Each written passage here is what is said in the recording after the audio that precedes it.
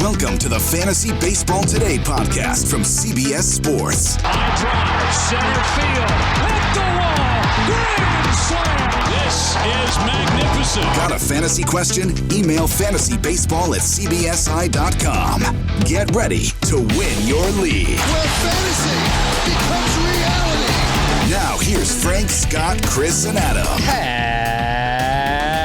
Happy Thursday, and welcome into Fantasy Baseball Today, presented by Leinenkugels. More on their great variety of beverages later on in the podcast. October 14th, Frank Stanfield joined by Scotty Dubs, Scott White, here to talk all about the first base position, a.k.a. Vladimir Guerrero Jr. But first, congrats, Scotty. Your Braves advancing to the NLCS, and it's only fitting that the reason they are playing and advancing is because of Freddie Freeman, who hit the go-ahead home run off of Josh Hader, two of the best at their position in all of baseball. And we're talking about first baseman today. So I thought it made a ton of sense. How you doing? Oh, yeah, that does make a ton of sense. I was happy to see that for Freddie Freeman. Hey, Freddie Freeman, I probably right now is my favorite player in baseball. It would be natural that I'd pick somebody from the team I'm a fan of, right? Oh yeah, and I own two Freddie Freeman jerseys, so I think it's fair to say he's my favorite player. So I was happy for that reason, and also because I feel like he had kind of developed a reputation, like an anti-clutch playoff reputation, because of what happened in the NLDS against the Cardinals 2 years ago, which was a devastating loss for Braves fans in a series that was pushed to 5 games. And you'll remember that was when Mike Foltynewicz had that meltdown in Game 5 and hasn't been the same since. But Freddie Freeman had a terrible series and he was playing hurt. So, it was understandable. But I know a lot of Braves fans gave him grief after that. So it was nice to see him come through in the clutch. Good for the 2 years in a row, NLCS. They hadn't been, prior to last year, they hadn't been to the NLCS since 2001, when I was still in high school. Almost 20 years between NLCS appearances. And, back in 2001, when they went to the NLCS, they played to the Diamondbacks, who, of course, then went on to beat the Yankees in the World Series. And everybody was a Diamondbacks fan then, except for maybe you, Frank. Do we got to do this, Scotty? Come on, man. Like, I tried to get the podcast off on the right foot. Congratulations. The Braves are in the NLCS, and you come in here talking about the Diamondbacks. How dare you? Sorry. But what I was going to say is, like, back in 2001, when they went to the World Series when they went to the NLCS for, who knows how many times over the previous decade they had done that. Like, I remember I just had a lot going on in my life then. I was a senior in high school. And I remember, like, that was the one playoff series the Braves were in that I don't remember paying much attention to. I was kind of taking it for granted that they were in the NLCS again, and then they go almost 20 years before advancing again, before last year, but now they've done it 2 years in a row. So no right to complain, clearly. And that's it it just goes to show you, if your team is good, don't take its success for granted, because it's not going to be good forever. That is definitely a fair statement. And that is all for today's Atlanta Braves history lesson. No. Seriously, though, I am all in on the National League, Scotty. Whoever it is, we're going for them. The Braves, the Dodgers, the Giants, it doesn't matter. I will be rooting for the National League over whoever advances between the Astros and the Boston Red Sox, obviously, because I'm a hater. If the Dodgers, however, lose to the Giants in Game 5, we're recording this Wednesday night, so yeah, you'll hear it on Thursday. The game hasn't happened yet. But if the Dodgers lose, I will have gotten every single division series prediction wrong. So don't take my advice when it comes to predicting playoff series, because clearly I am not very good at it. Before we actually get into first baseman, I did just want to talk about a few news and notes things from the playoffs. Carlos Rodon did make a start Game 4 against the Houston Astros. He averaged 95.8 miles per hour on his fastball, which was a very welcome sight. It was the highest game average for his fastball since August, and he actually maxed out at 99.4 miles per hour. So if you were watching this one, he was clearly amped up, and hopefully he didn't overexert himself, and this pushes him back further. But everything that I've seen, it seems like he came out of the start okay. He's fine. He's healthy, hopefully. What did you say he averaged on his fastball? 95.8 miles per hour. Okay. I thought for a second you said 98.5. No. I mean, that would really be something. I saw it hit 99, but averaging 98.5. No, yeah, I was after a steep velocity drop in September where, remember, his starts were spaced out and most of them were short. It was nice to see that he still had that velocity in him. He only went 2 2/3 innings against the Astros. He threw just 56 pitches, but it was based on the concerns we had for Carlos Rodon, it was ending the season on a high note for his fantasy value. I still think the biggest determinant in how we rank him next year is going to be just how sought after he is in free agency. Does he get a 1-year prove-it deal, or does he get a big multi-year offer like he's one of the best pitchers available on the market?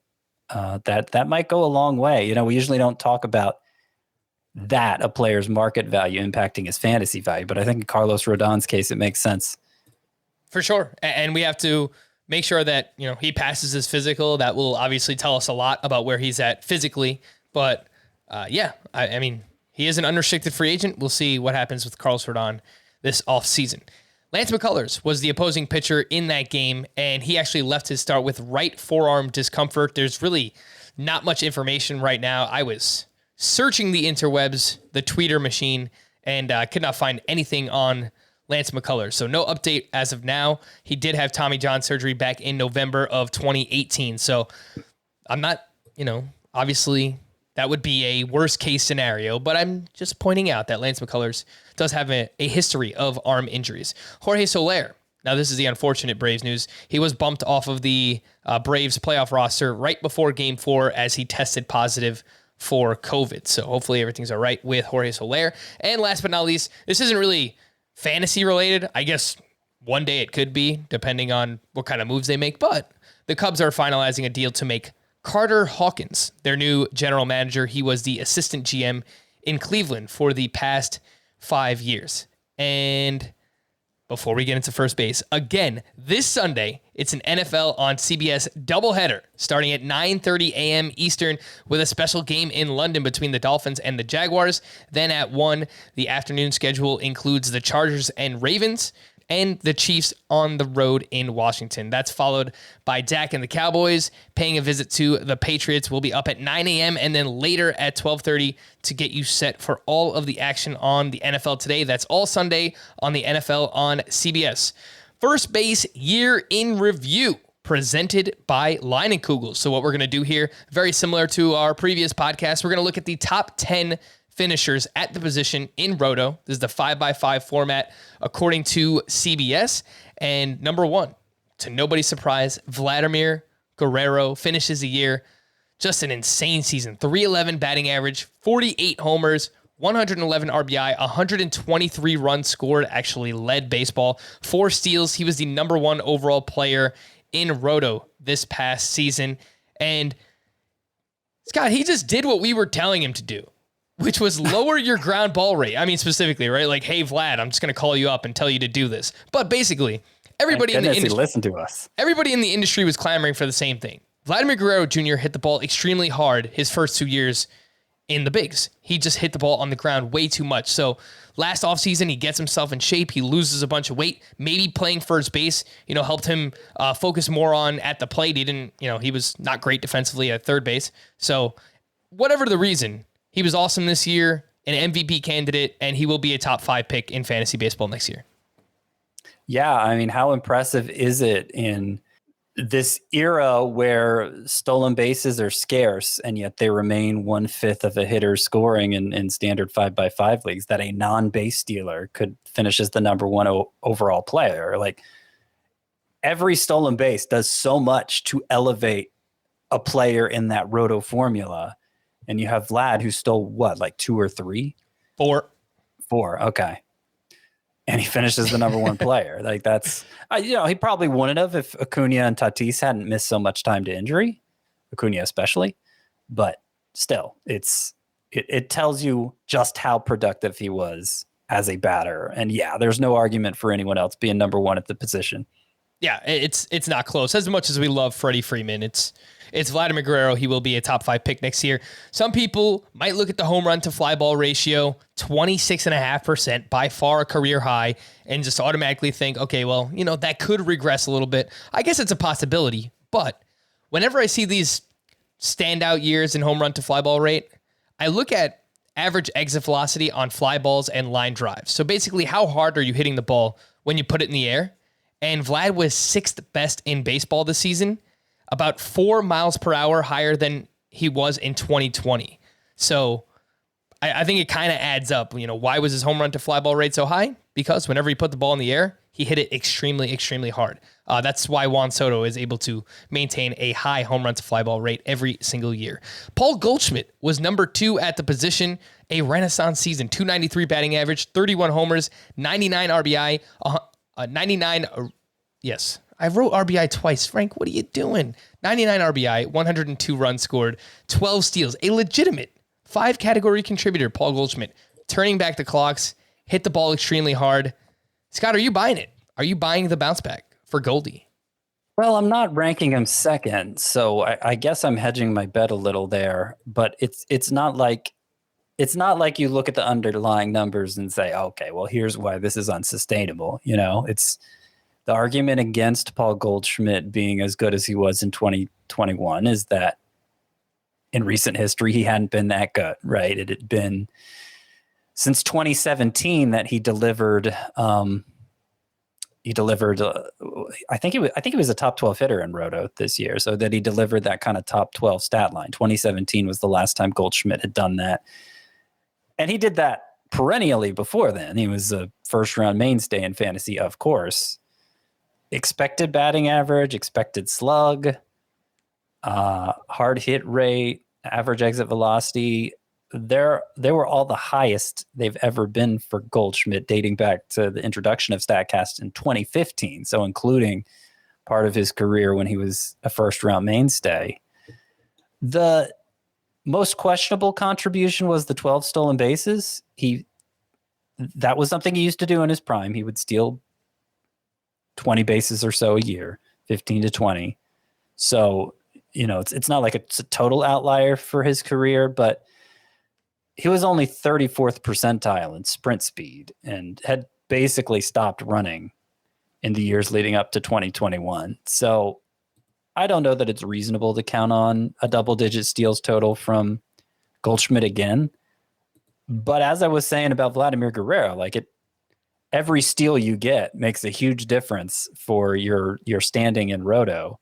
And so it doesn't take much, especially at a position like first base, for it to be something that sets you apart in that format, which isn't to say Roto was the only format Goldschmidt was good at. 5x5 scoring was the only one he was a stud in last year. 3.41 head-to-head points per game.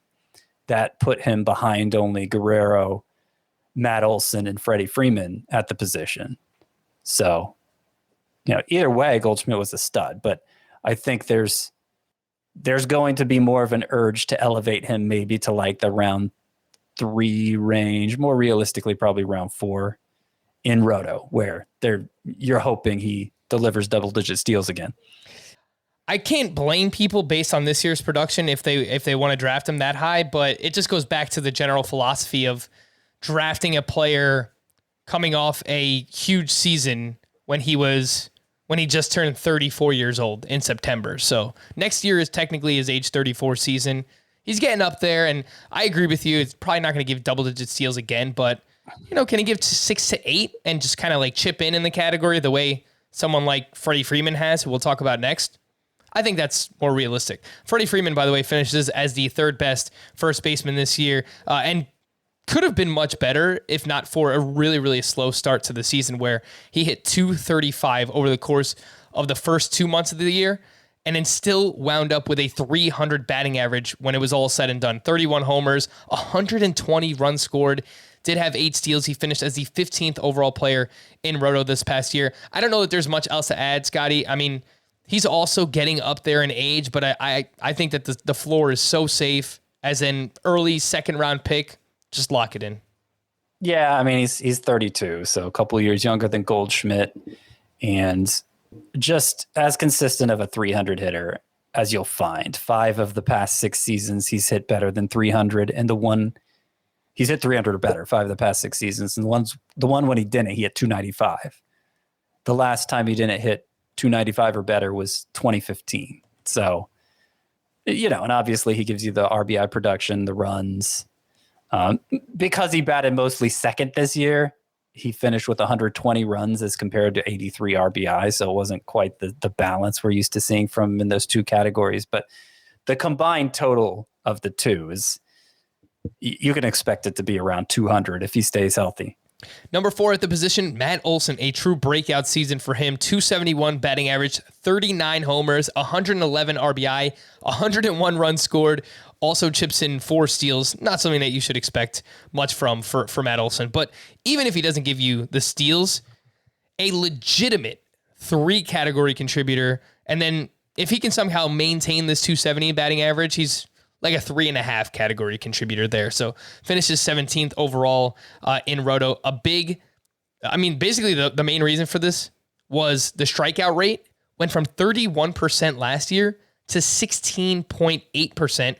And then he just became amazing against lefties. This year, 270 batting average, 962 OPS against left-handed pitching for his career, 243 batting average, 804 OPS, and that's including the season. So you can imagine before this year, those numbers looked way worse against lefties. So the only thing I would caution, fell off a little bit in the second half, Scotty, and I don't know that he'll be able to maintain this level of contact. I like the gains that he made there, but everything else in his career says I would expect a little bit of regression in the strikeout rate for Matt Olson.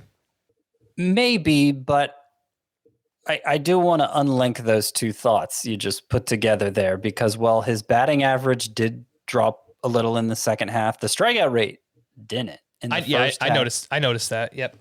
The first half, he struck out 16.5% of the time. The second half, 17.2. So basically the same. And I just throwing that number out there with no context. I mean, a 16% strikeout rate from somebody with his power potential. I mean, that is, you'd love that strikeout rate from a contact first middle infielder, a 16% strikeout rate. Matt Olson, for the first few years of his career, and we thought batting average was going to always be a liability because he struck out too much. And you mentioned the platoon split was always horrible, and that improved drastically this year too. He's only 27. He's going to be 28 on opening day next year, just before opening day. So right in the prime of his career. And I'm very high on Matt Olson moving forward. I don't have a lot of concerns about him taking a step back. Look, maybe this is just the new norm. We've seen players do this before with their strikeout rate. Cody Bellinger comes to mind, where first couple of years in the league, 25-ish%, 25 to 30% in the strikeout rate, and then out of nowhere just makes great contact year in and year out. So maybe that's just a new norm for Olson. But until he does it another year, I'm going to assume that maybe it takes a step back to at least 20%, something like that, which would put a bit of a damper on the batting average. Maybe, you project 260 instead of the 270 that he hit this past season. Austin Riley finished 5th at the first base position, but he will not have first base eligibility next year. So we'll save him for the third base review and early preview. Number 6 was Jose Abreu. A fine year, 262 batting average, 30 homers, 117 RBI. But this is one that you were right about, Scotty, because you basically said you didn't want to buy him coming off that MVP shortened season where, obviously a 60-game season last year. And if you look at the underlying numbers, this year is a lot closer to every other year he's been in the majors than it was to 2020. So, he's going to be 35 years old in January. Batted ball data took a bit of a step back. So, I think he's fine. It's just, you know what you're getting from Jose Abreu. The 2020 season being so short, I mean, it made sense he wasn't going to sustain that kind of production over a full season. He hadn't done anything like that really since his rookie year in 2014. So leaving 2020 out of it, 2021 was a career low batting average for Jose Abreu. Career 290 hitter, he hit 261. And that's for a guy who's going to be 35 next year. So he's definitely getting up there as well. You know, if this is the start of his decline, it's certainly not him dropping off a cliff. It's a small step back at an age where it makes sense for that to happen. The underlying numbers you mentioned, they're similar to past seasons. So, you know, I don't know.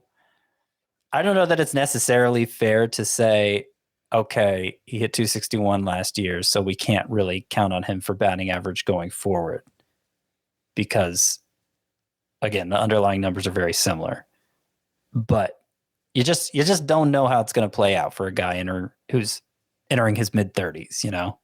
Yeah, I think the main point is that his line drive rate was the second lowest of his career, 18.7%. So that took a bit of a step back. Ground balls up a little bit, fly balls up a little bit. Obviously, he's not someone that's going to be, beating out ground balls. So that's why we see the BABIP lowest of his career, 293. So I think he'll probably be better than a 260 hitter. Maybe it's, somewhere in the 270 to 280 range, but modest home runs, really good RBI. I mean, basically since he's come into the league, I would wager, I didn't look this up beforehand, that he is in the top 5 in RBI since he's joined MLB back in 2014. He knows how to drive back. Yeah, I mean, he led the league in 2020 and 2019, led the AL, I should specify.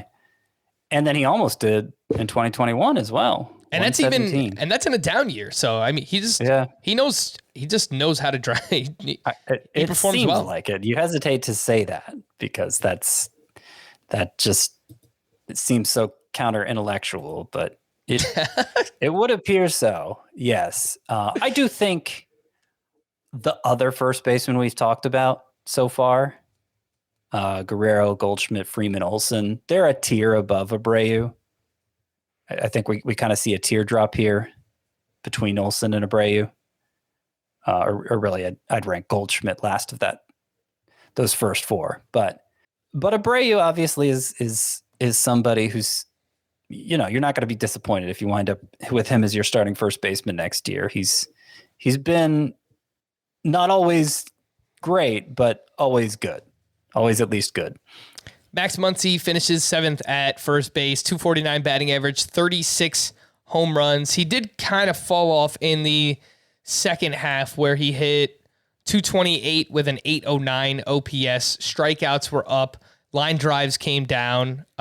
Fly balls really got a little bit out of control, 47%. I mean, that's a little high. It's a little high for Max Muncy there. So I know he was dealing with this elbow injury later in the season. I think banged up. As long as he's healthy, I'll be fine drafting him. I don't think he'll have some kind of exorbitant draft cost next year. Yeah, I like him better than Abreu. I think I think you could put him in that tier above Abreu. Obviously, he's somebody who's going to be more valuable in points leagues than Roto. You mentioned his batting average fell off in the second half. He hit 270 in the first half, so that's not really somebody you consider a big contributor in batting average. But his career high batting average is only 263, so that's just not something he generally provides anyway. Gets on base a ton though. The walk rate is good. The strikeout rate is good. And that makes a difference in points leagues. So I think he's clearly in that elite tier for points leagues. And Roto, it's a little iffier because you don't know. You don't know if his batting average is going to be better than like 250, 260. Pete Alonso was number 8 at the position. He finishes with a 262 batting average, 37 homers.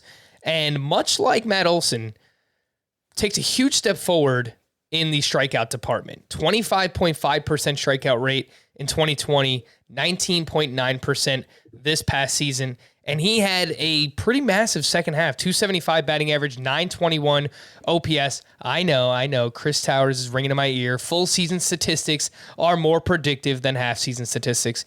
But if we are getting, let's say, 3 rounds of value, I think it might wind up being more. But say we're getting 3 rounds of value on Pete Alonso versus Matt Olson next season, I'm going to be all in. I'm going to have a lot of Pete Alonso. Yeah, if it's that big of a difference, I don't know that it's going to be that big of a difference. I have Matt Olson as a 3rd rounder right now in 5x5. Alonso, I don't know. He might be a 5th rounder. Maybe he'll be a 6th rounder. Yes. And then yes, it's funny, like, because I was making the same comparison heading into this year, but with Alonso, the one going, yeah, but with Olson, the one going several rounds after Alonso. Yeah, we were all doing the same thing. We were like, why would you draft Alonso when you could get Olson to 3-4 rounds later? And now right. I think it's going to flip. I think it's going to go the other way now. Right. And maybe Olson deserves, I will say, I think Olson deserves to go ahead of Pete Alonso, but should it be 3 rounds? If that's what it winds up being? Probably not. You look at the second halves, right? Pete Alonso was better than Matt Olson in the second half. Speaks for itself. Yeah, I mean, I should point out, and maybe this is why I'm hedging a little bit, the disparity's much bigger in points leagues because Olson walks 13% of the time versus Alonso's 9% of the time. So in head-to-head points per game, Olson had 3.62, better than Freddie Freeman even. About the same as Marcus Semien, actually, that 3.62. Not that Semien is first base eligible, but you know what I mean. So 3.62 for Olson versus 3.16 for Alonso. That's a pretty big difference. For sure. But they both did greatly improve their strikeout rate. It seemed to it seemed to help elevate Olson more than it helped elevate Alonso. Seeing Alonso strike out less than 20% of the time and still hit only 262, I was a little underwhelmed by that. But yeah, I mean, I think your basic point is certainly if we're just talking about a 5x5 context, which is probably the majority of our audience plays in 5x5 leagues, then I think your reasoning is probably right that a difference of 3 rounds makes Alonso more worthy of the investment than Olson. Because the home run output's going to be similar. The batting average output, probably similar. Olson's going to score more runs. Yes. And the RBI production, that should be similar. So Olson's better, but 3 rounds of difference for that format, you're probably right. And it could all turn out to be a moot point if maybe they're only 1 round apart. If that's the case, that probably makes more sense, but we'll see. Well, once we start, seeing some ADPs trickle in, we'll let you know where that stands. Joey Votto. That's right. Joey Votto finishes as the 9th best first baseman this year. 266 batting average, 36 homers, 99 RBI in only 129 games. I don't think people realize how much time Joey Votto actually missed. Right over just about 30 games this past season. 297 isolated power was a career high in his age 37 season. He was 95th percentile in barrel rate and 3.4 fantasy points per game, tied with Paul Goldschmidt, Max Muncy. So we know that he excels there, though the strikeouts did come up a little bit. It'll be interesting to see where the ADP settles in for Votto, Scott. I have no idea what's going to happen here, but if he comes at a reasonable cost, I kind of buy this. I kind of buy it just because Votto strikes you as someone who, like Ichiro used to always say, if I wanted to be a power hitter, I can. I could just kind of flip a switch like that. I mean, that's how talented these guys are. Joey Votto I kind of look at him in a similar way, where if he wanted to be a power hitter, he could have been. And that's exactly what he was this year. Yeah, a power hitter before, but I think what he realized over the previous 3 seasons when his power production was not up to his past standards, not up to the standards of the position, that near MVP season he had in 27. I'm basically paraphrasing him at this point. He's laid it all out for us. But that near MVP season he had in 2017 when he hit 320 with 36 strikeouts, had 51. I'm sorry, I said the wrong thing.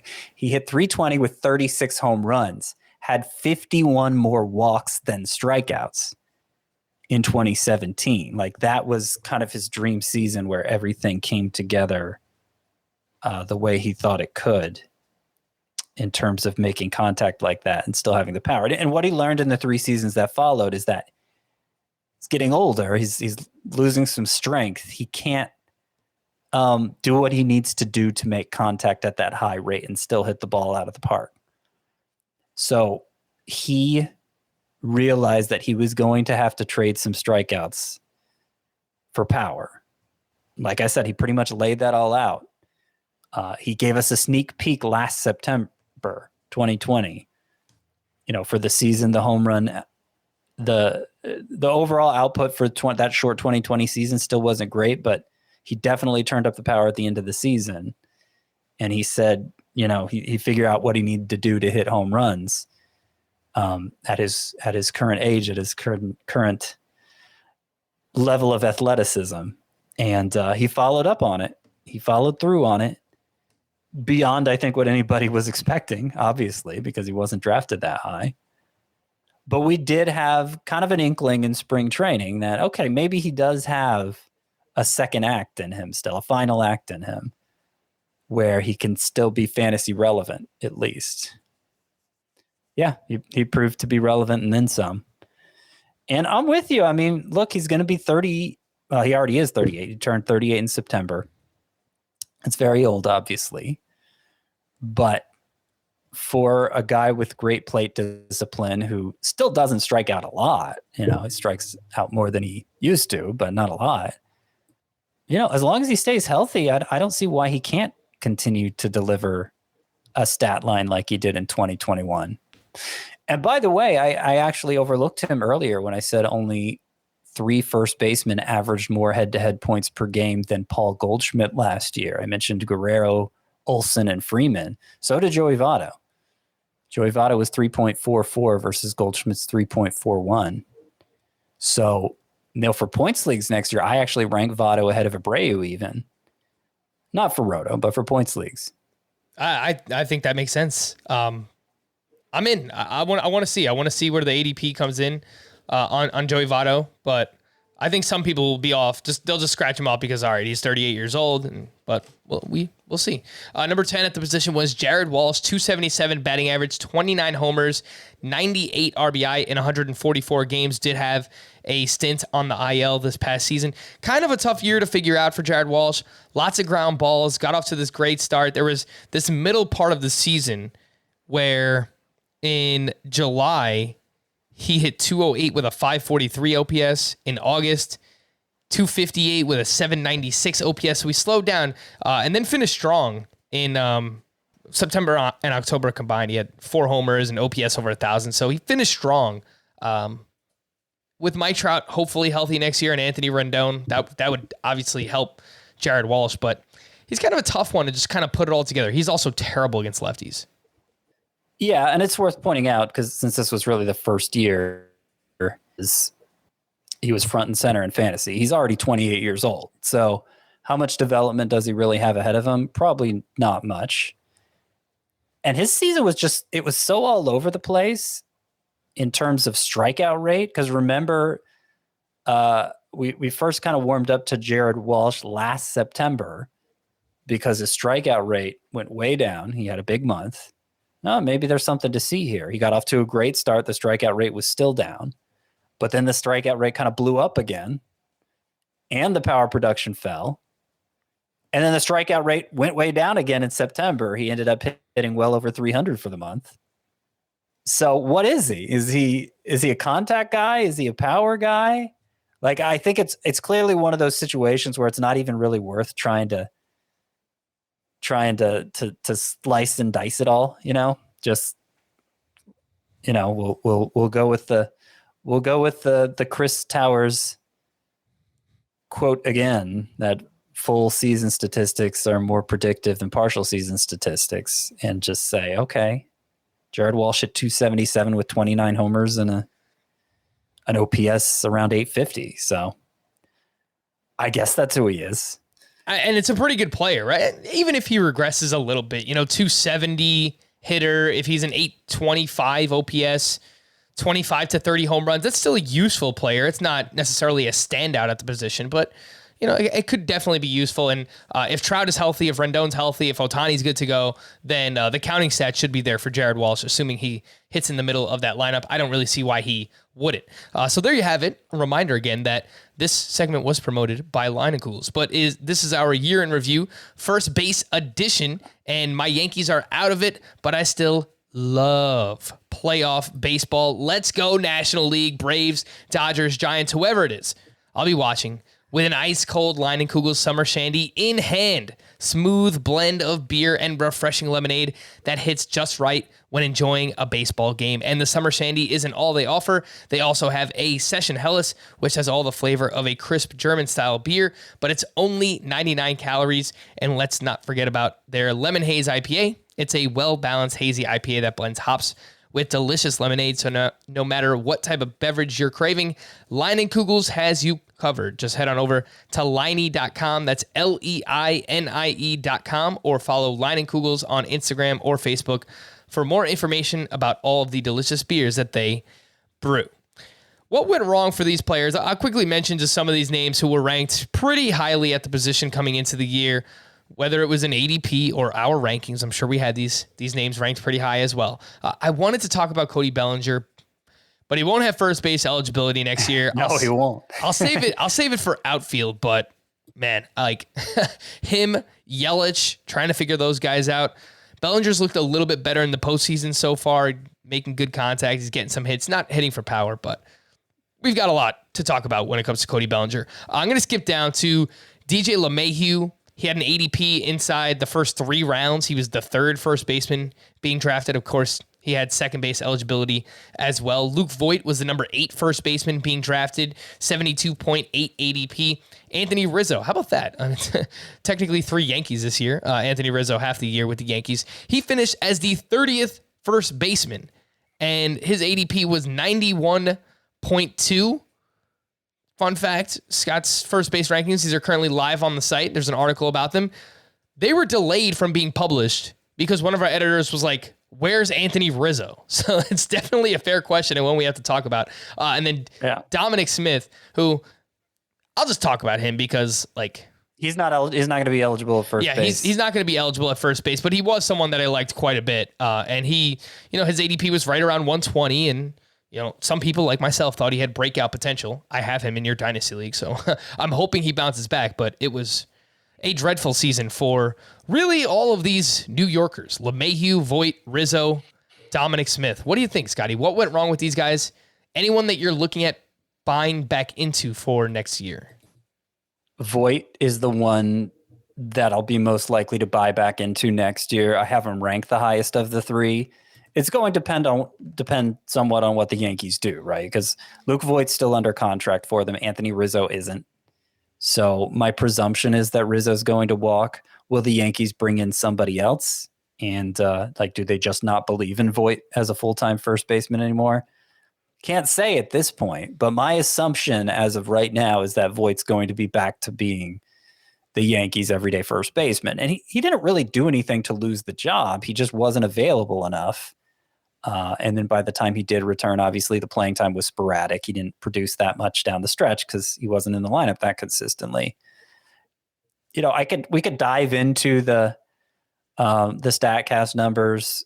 Looks like he hit the ball even harder than he had in the past. The strikeout rate was way up, but again, the playing time was inconsistent and the availability was sporadic. So I don't even know that that's really anything to sweat with Voit. It was just kind of a lost season.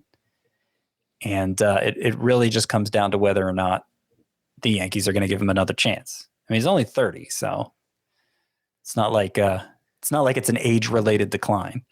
Yeah, I'm looking through Dominic Smith's numbers from this past season. It seems like him and DJ LeMahieu might have the same problem. And yeah, I'm thinking... Well, I'm thinking that they benefited from the bouncy ball, Scott. That's what I'm really thinking it was because LeMahieu, he regresses big time. He dealt with some injuries this past year as well, but power comes way down. The batted ball data takes a huge step back. Same thing for Dominic Smith. Like, he still hit a lot of line drives, but his exit velocities, his expected batting average, his ISO, his slug, his BABIP, everything came way down for Dominic Smith. And I think it might be related to the ball. Well, I haven't looked as closely at Smith, and I didn't have as much reason to obsess about him because he wasn't as highly drafted as LeMahieu, obviously. Mm-hmm. But that's my assumption with LeMahieu. Yeah, as he's one of the bigger casualties of the new deadened baseball, which, we can't point to that many. But LeMahieu was somebody who we said could be an issue for him. Obviously, he hadn't really shown power in his career before that first season with the Yankees, 2019, which is when the ball was at its juiciest, So, yeah, I mean, what's funny about LeMahieu is that it's not like his hard hit rate, his average exit velocity, it's not like it was that far off. But when you go from the ball traveling just enough to get over the fence to no longer doing that, obviously it can make a big difference.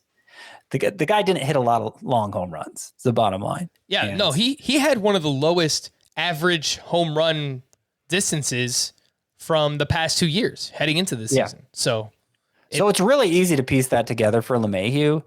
I'm not totally writing him off because the underlying numbers still look as strong as they did during those first 2 years with the Yankees.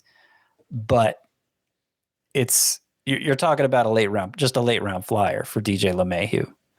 Last point on Dom Smith, his home run to fly ball rate, 9.1%. In 2020, it was 22.2. In 2019, it was 22.4. I mean, his home run to fly ball rate was more than cut in half. That is massive. So I do wonder if it's related to the ball.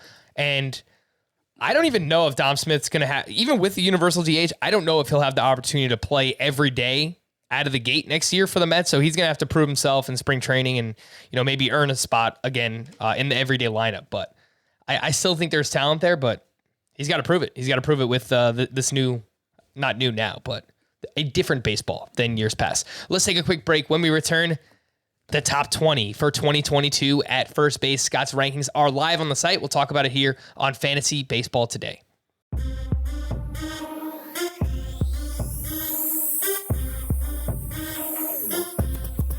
The Early Edge Podcast is your go-to source for the best bets on the gridiron. I'm the coach, Jonathan Coachman, and I've assembled a team of Sportsline's best handicappers to bring you winning bets every single day. Join our crew every morning at 10 a.m. Eastern Time on YouTube as we preview the day's slate in 15 minutes or less. Then, in the afternoon, we're back in your feed, going in-depth with our favorite plays for every major game of the season. 24/7, 365. The Early Edge, powered by Sportsline, is all about daily best bets and having a whole heck of a lot of fun doing it. Download and follow The Early Edge on Apple Podcasts, Spotify, and of course, YouTube. All right, so let's start with the top 5 that are ranked for 2022 at first base. No surprise, Vladimir Guerrero is number 1 on this list. Freddie Freeman is number 2. Then we have Matt Olson, Paul Goldschmidt, and Max Muncy rounding out the top 5 here. And we spoke a little bit about Goldschmidt earlier, Scott. What would you say? I'm quizzing you in the middle of October, but a realistic expectation for Goldschmidt. Give me a projected 5x5 stat line for next year. All right. Let me pull up the actual stat line so I don't state over what it actually is. Okay. I'll say Paul Goldschmidt. We'll give him a, 285 batting average. I like that. 30 home runs. Let's give him about 6 steals, 7 steals, and 90-90. That's a pretty good. That sound? That's a pretty good ball player. I don't know if I'm drafting that guy in the 3rd round, if that's where he settles in, but That's I think that's fair. I mean, again, like all of the underlying numbers for Paul Goldschmidt are there. The best batted ball data, StatCast numbers that we have ever seen from him. And reminder that Goldschmidt was someone routinely being drafted in the first round, just as, recently as 2-3 years ago. Well, maybe a little bit longer than that. 3-4 years ago. It's not far off from his 3-year average, to be honest. Now, obviously, you're having to do some funny math since the 2020 season was so short. You can't just those totals don't neatly translate, but it's not far off from his 3-year average, what I just gave. Again, that is Paul Goldschmidt. Those are the top 5 first basemen. Again, Vlad, Freddie Freeman, Matt Olson, Paul Goldschmidt, and Max Muncy. 6 through 10, we have Pete Alonso, Jose Abreu, Joey Votto, Jake Cronenworth, and CJ Cron. We have not talked about either of the Cron gentlemen here, Cronenworth or CJ Cron. But man, like Jake Cronenworth, I know he was dealing with injury towards the end of the season. He was solid, like 266. I know the 266 batting average, like that fell off, but 21 homers, 94 RBI, 94 runs, 71 RBI, handful of steals. He kind of seems like a DJ LeMahieu light type player. I think the batting average would be better than this 266 that he posted. Well, DJ LeMahieu light. Well, not from this past year, I guess. Like when DJ right. LeMahieu was if he's good. DJ LeMahieu light, I need to move DJ LeMahieu up or Cronenworth down. No. And I'm not totally sold on this ranking for Cronenworth, to be honest. My perception of his 2021 was better than the numbers actually appear.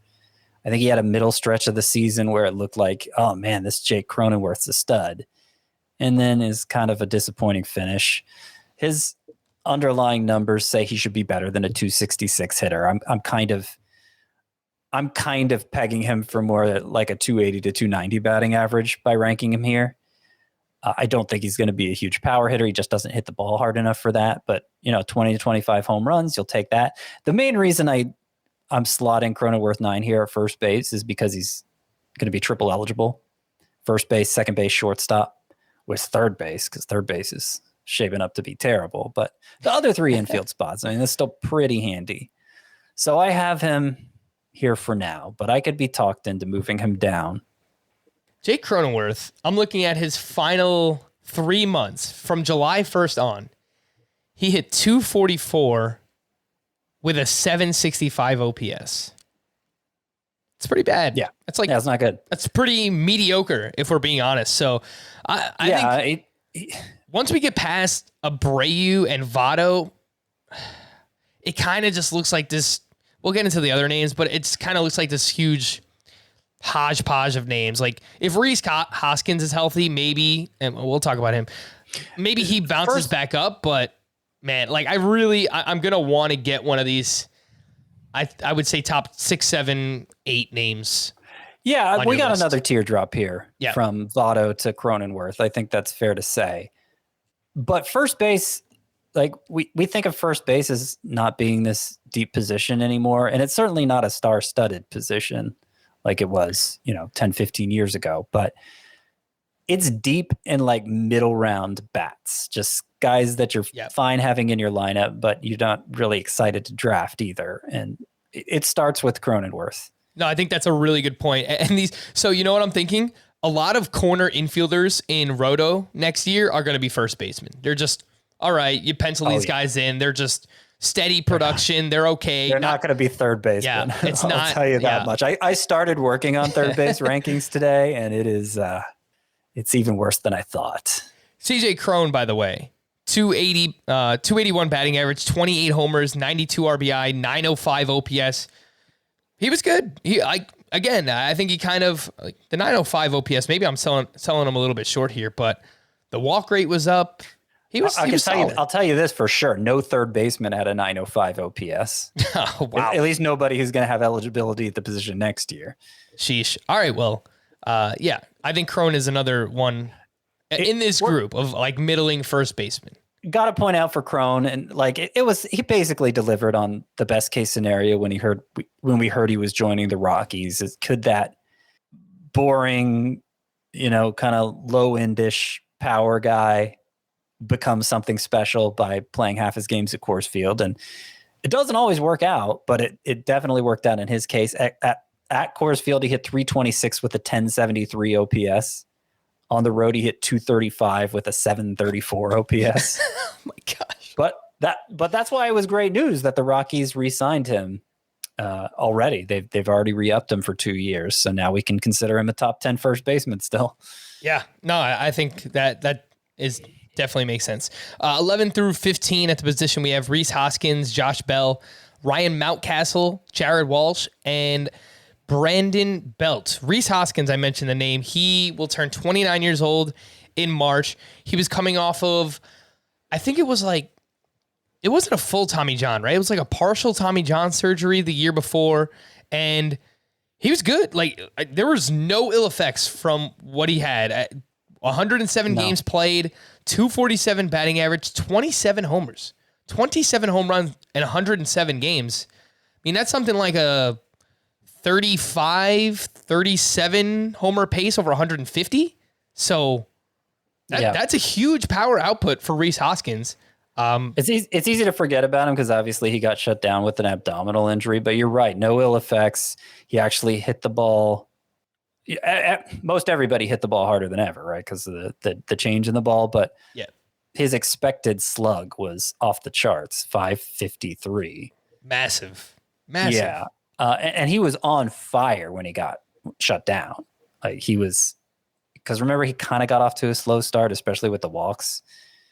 But he was on fire when he got shut down. And I may have him ranked too low here. He's more of a points league guy than a 5x5 guy because the batting average isn't going to be great. And the OBPs probably is going to be great. So that's, kind of Max Muncy-like in that way. Man, I kind of like Hoskins. I like this. I don't know if we're going to get him at this much of a discount, but I mean, honestly, if he plays a full season, if he plays 150 games, why can't he be as good as Max Muncy? There's no reason to me why he can't. At least, he never has. He was on pace to basically be as good as Muncy last year. Well, I guess so. Yeah, since Muncy's batting average ended up falling to 249, Hoskins hit 247. So don't sell my Hoskins. Don't sell him low here. Come on, Scotty. But yeah, I mean he's still only had 130 homer season technically. Hoskins has, and we've seen Muncy do that a few times. All right. So and Muncy and Hoskins strikes out more too. So I don't think he's as good as Muncy, but it's closer than a lot of people might realize. All right. Well, I am dubbing myself the leader of the Rhys Hoskins fan club, and I will be pushing for his support of becoming the next Max Muncy. The last name that I wanted to mention here, you have Ryan Mountcastle at 13. And much like Josh Bell, he had an awful April. But from May 1st on, 119 games, 266 batting average, 32 home runs, 853 OPS, batted ball data all looks fun. What am I saying? It looks fine. It looks fine here. Why can't he make the jump into like the Matt Olson, Pete Alonso territory? This is me playing like the high end outcome. But from May 1st on, he was kind of Pete Alonso-ish, 266, 32 homers. He can't make that kind of leap. The main reason he can't make that kind of leap is because he's on the opposite end of the spectrum in terms of on-base skills. Okay. And so you got a 300 OBP guy in a terrible lineup, no less. Like that's going to drag down those runs. Adley Rutschman is coming, Scotty. Come on. Plus, he doesn't hit the ball nearly as hard as those other guys. So, maybe he can hit 33 home runs again, but like, I don't think it should be the same expectation for Mountcastle that it is for guys like Alonso and Olson. I actually agree with you. I just, kind of wanted to make that devil's advocate argument for him. The final group that I wanted to talk about here, this is from 16 to 20. You have Luke Voigt, Frankie, 2 hits. Frank Schwindel, Yuli Gurriel, Ty France, and Alex Kirilloff. Scott, how could you betray our Frank Schwindel? You ranked him 17th at the position. What are we doing? I know all that big talk of ranking him in the top 12. Come on. I just kept pushing him down. I had him as high as 13th at one point. Once I remembered Rhys Hoskins existed, and once CJ Cron re-signed with the Rockies, it became clear Schwindel wasn't going to be in my top 12, literally. But I had him at 13 behind Josh Bell. And then I decided, at least for 5x5 leagues, the low OBP guys, Ryan Mountcastle and Jared Walsh, they were productive enough to move ahead of him. And then Brandon Belt and Luke Voigt, I decided to give more benefit of the doubt to as well. We don't know what's going to happen with Brandon Belt, but he's a free agent. That's why I say that. I presume the Giants will re-sign him. I believe they have the means to do so, and they value a player like that, which means we can expect him to sit against lefties a lot next year. I'd much rather see Brandon Belt go somewhere else. I mean, over the course of his career, that park has really held him back. He's gotten it. It hasn't been so bad the past couple years, but his career, we'd have a different perception of Belt if he played like in Milwaukee for his whole career as opposed to San Francisco. Yankees. Yeah, sure. I'd take that. And also, it's not like he's a bad hitter against lefties, but the Giants just love platooning guys, and he suffers from that. So, Belt and Voigt, I have him, I'm kind of straddling the fence here, ranking them 15 and 16, because I have questions about what kind of playing time they're both going to get.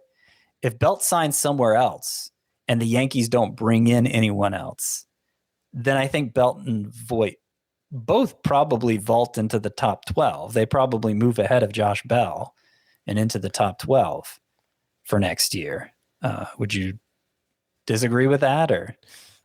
Into the top 12. So that would be right around Hoskins, Bell. Yeah, I mean, I like Hoskins quite a bit. I think if Hoskins is like healthy next year, I think he might push ahead of like Cronenworth.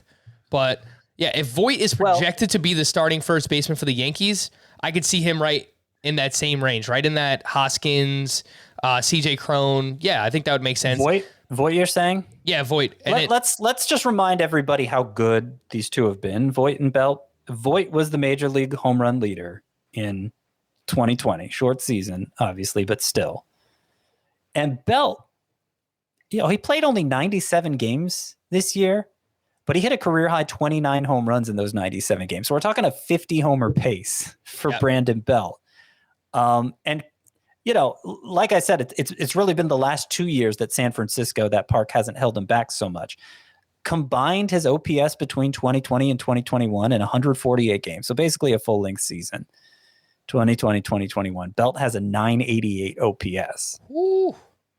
285, 38 home runs, a 988 OPS. Jeez. So if he gets out of San Francisco and doesn't have that stifling home venue anymore, but even more so, because I'm not even sure how much I'm worried about that at this stage of his career. Even more so, if he doesn't have to worry about sitting against lefties most of the time, then I don't see why Belt wouldn't be a really trendy pick at the position as somebody who could be a sneaky stud for you. You do not have Anthony Rizzo on this list. Explain. I do not have Anthony Rizzo on this list. Yeah. So rounding out the list after Frank Schwindel at 17 is Yuli Gurriel, Ty France, and Alex Kirilloff. So those are the three he's contending with. We talked about it before. I just think Anthony Rizzo is, just think he's kind of done. He's 32 now. He's had some back issues, I believe, hasn't he? Yep, off and on. And those can be a killer for power, especially. And, he hit 222 last year in the pandemic shortened season, 222, and then he hit 248 this year. So, he hasn't had a 30 homer season since 2017. So already he's pulling up short in the power department for the position. And then the last 2 years combined, he's hit 240. Still doesn't strike out much, but I don't know. I thought going to the Yankees would revitalize him. I thought it was the perfect park for him with that short porch in right field. The data said he should be more productive there, and he really wasn't. He hit 249 with the 768 OPS as a Yankee, and now, it's probably not even going to be back with the Yankees next year. So I don't know. I don't see much to get excited about here. I do have him in my top 20 in points leagues because, like I said, he doesn't strike out much still, and that keeps him from losing points. But I'm not really counting on a resurgence from Anthony Rizzo, as good as he's been over the course of his career. Yeah, I like all three of these guys better. Yuli Gurriel, Ty France, Alex Kirilloff. Love the upside of Kirilloff. Remember, the StatCast data was great, and it was even better before he started playing through that wrist injury that he ended up having season-ending surgery for. So I'm going to be high on him again going into next year.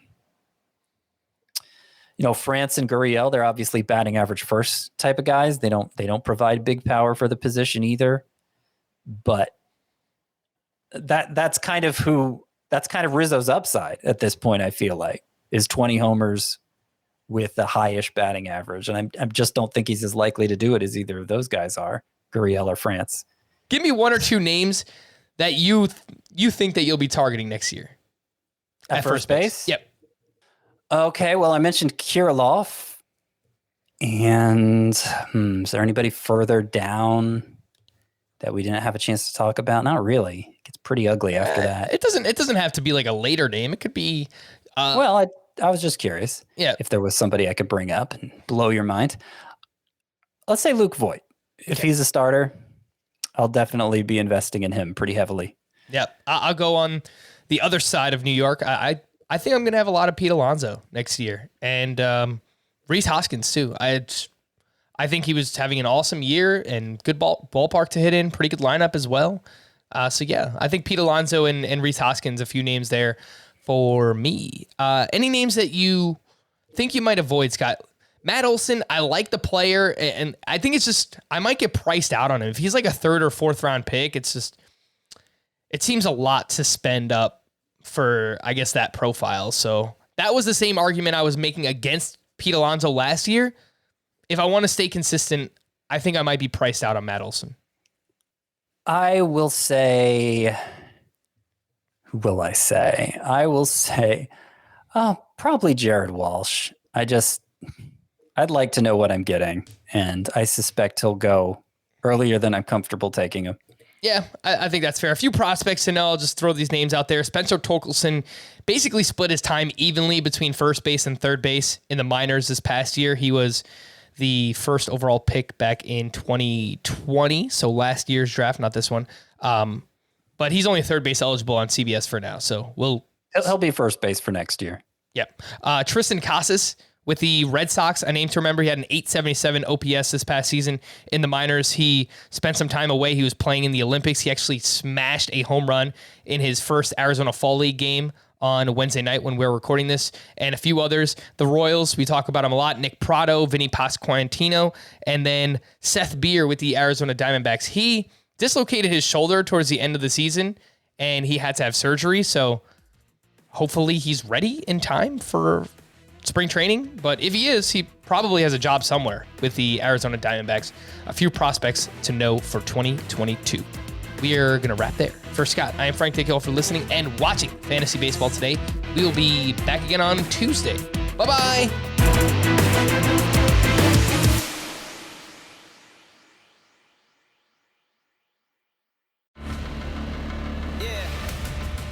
The world's #1 pound-for-pound fighter, Canelo Alvarez. He's planning to make boxing history. Canelo, rocking the head. But undefeated champ Caleb Plant stands in his way. Ready to shock the world in a battle that's become personal. Only one can be undisputed champion. Canelo Alvarez versus Caleb Plant, Saturday, November 6th, live on pay-per-view.